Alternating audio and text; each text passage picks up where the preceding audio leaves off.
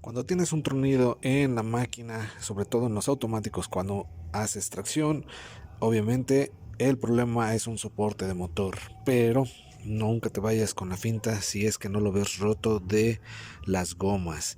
Debes de ver que todo el soporte esté completamente correcto. ¿Se dan cuenta? Como ejemplo, se ve todo muy bien, pero ¿qué creen?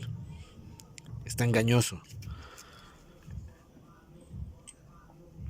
Está roto de aquí. ¿Se dieron cuenta? Entonces, eso es lo que causaba el tronido en esta parte del motor.